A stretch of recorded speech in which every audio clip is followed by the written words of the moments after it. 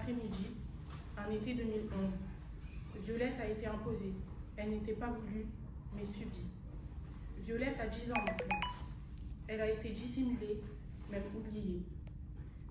À ses 7 ans, elle a refait surface, a ouvert des plaies dissimulées et a été révélée au grand jour. J'ai couru des années, 7 ans pour lui échapper. 7 ans qui n'ont été que pur déni, 7 ans remontés à la surface, rien qu'en croisant le regard du père de Violette. Ce fut comme recevoir des éclats de vie en pleine figure. Une fois ce contact visuel établi, les flashbacks ont ressurgi. J'ai donc dû faire face à Violette. La Violette que j'avais effacée de ma mémoire après tant d'efforts. Je l'ai premièrement vue comme une honte, une tâche que je tente en vain d'essuyer, mais qui semble indélébile.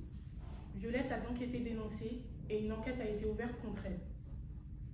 Après maintenant 3 ans à essayer de l'effacer, j'ai décidé de la laisser faire partie intégrante de mon identité, car à la combattre, j'y ai perdu de l'énergie. Mon corps me lançait comme des signes d'alerte, me disant d'arrêter de lutter. À cause d'elle, j'ai tenté de mettre fin à mes jours plus d'une fois. Je me suis détestée pour ça, pour ne pas avoir assez lutté. Pour certains, j'ai été l'allumette qui a mis le feu, l'élément déclencheur de ma souffrance, non une victime.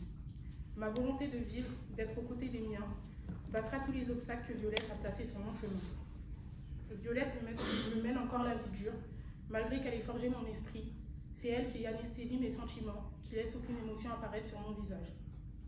Le viol est subi par 12% des femmes, et ce, rien qu'en France.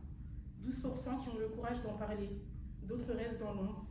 Ces 12% ne sont pas des chiffres, mais des sœurs, des cousines, des mères. À toutes celles et tous ceux qui ont été victimes de viol ou qui ont failli en vivre un, en parler reste la meilleure des solutions. Vous passerez par plusieurs émotions. La haine, le dégoût et même la culpabilité. Mais le sentiment final sera la liberté et même la fierté. Pas la fierté d'avoir subi, mais celle d'avoir pu sortir la tête de l'eau, d'avoir pardonné, car pardonner rafraîchit l'âme. La fierté d'être plus forte. Je suis fière de pouvoir dire que je m'en suis sortie. Fière de pouvoir faire partie de ces survivants qui peuvent faire témoignage de leur force pour aider les plus affaiblis. Mais aussi triste pour toutes celles et tous ceux qui n'ont pas eu le courage d'en parler ou qui ont perdu la vie suite à ça. Rien ne justifie un viol ou des attouchements sexuels. La victime n'en sera jamais l'élément déclencheur. Je blâme ceux qui le pensent, car c'est à cause d'eux que certains et certaines se donnent la mort, pour ne pas être pointés du doigt.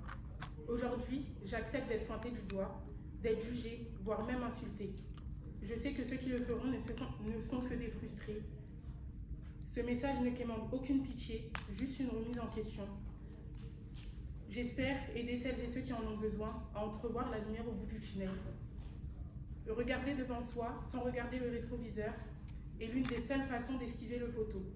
Un poteau qui peut vous faire tomber bien bas, qui peut vous laisser à terre.